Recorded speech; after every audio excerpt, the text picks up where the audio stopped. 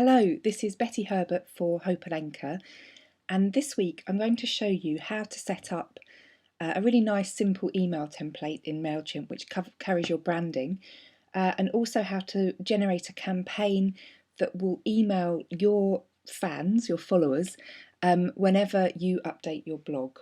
So very useful things. I'm going to start by going to my templates. I'm on the Mailchimp dashboard, which you'll get as soon as you log in. And I'm going to start from scratch because I don't already have a template saved. Now Mailchimp gives you lots of lovely options for really elegant emails. I'm going for the simplest one here because it's only going to carry an RSS campaign and I don't want to be fiddling with it. So I'm going to click on Customise. Now there's a great deal of tinkering you can do here if you have the time and patience with things like colour schemes. But for me, I'm just going to go for the most simple option. I'm going to press edit where it says insert your image here. And all I want to do is include my Hope and Anchor logo. So I'm going to upload that. Now the size of this is about 1000 pixels by 288. So if you want something that you know is going to fit, I suggest you rescale to around about that size. It's the size of our web banner as well. I'm clicking save and hopefully it will appear in the preview any second now. There we go, lovely. So I like this personally. I think it's nice and simple. You can add text to this, you can do lots of other things. That's as far as I'm going today, and that will be enough for you to remind people of who you are when they receive an email from you.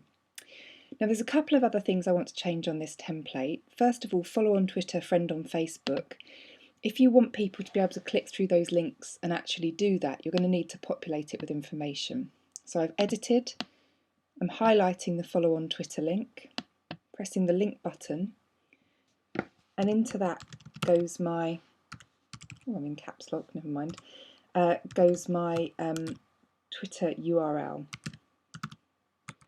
So that's just twitter.com/your Twitter handle. Okay, that's all done. Hope and Anchor don't actually have a Facebook at the moment, so I'm going to delete that, but if you wanted to do that, it's a similar principle, and the forward to the friend, you don't need to change anything on.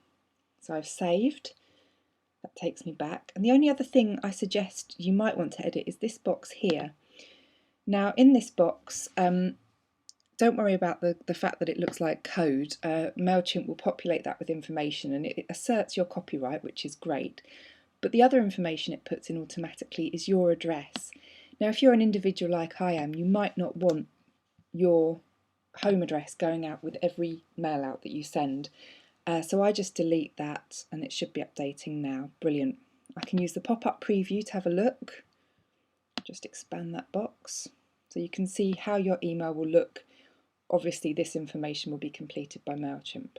I think that looks really elegant. Okay, so remember when you've done that, once you're happy with it, to go to the top and press save and exit. And I'm going to name my template Hope and Anchor Header. You can name yours whatever you like. Okay, I'm going to exit to my templates. And you can see here that Mailchimp lets me edit my template whenever I want or simply delete it. Okay, so now I'm going to set up my RSS campaign. I'm going back to the dashboard and then on to create campaign. Now just to inform you really, the regular old campaign in Mailchimp's very homey language is the kind of email that you would send out to your mailing list which you'd write manually. So if you had information that wasn't going on your blog, so for example you had a book to promote, you would write a custom-made email to send out to your subscriber list. We're going to use an RSS driven campaign. Now what an RSS campaign does is it lets Mailchimp identify when you've updated your blog, and it will send out an email to your followers to give them the new blog post that you've put on. Now this is based on a technology called RSS, which in very layman's terms, which is about all I understand, is a way for your blog to speak to other programs to tell them when your blog has been updated. Now to do that you need to find your feed URL.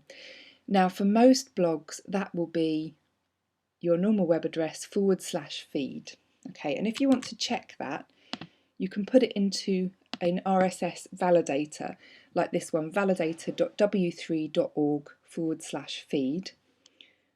I'm just going to paste my URL into there and press check.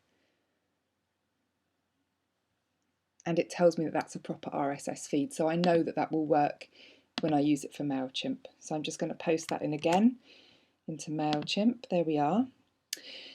And then you have a choice to make.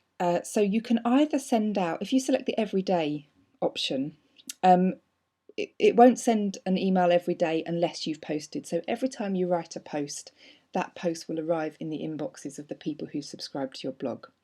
Now that sounds all well and good, but if you post more than once a week, it can get a bit annoying if you're emailing people all the time. People can feel a bit bombarded and they're more likely to unfollow you. So if you're an irregular poster, great, go for every day. If you're a regular poster, I would select instead every week. Now what happens with every week is that Mailchimp will then compile your posts into one email. So what will happen on the receiver end is that they'll get an email with a list of links to the posts you've written.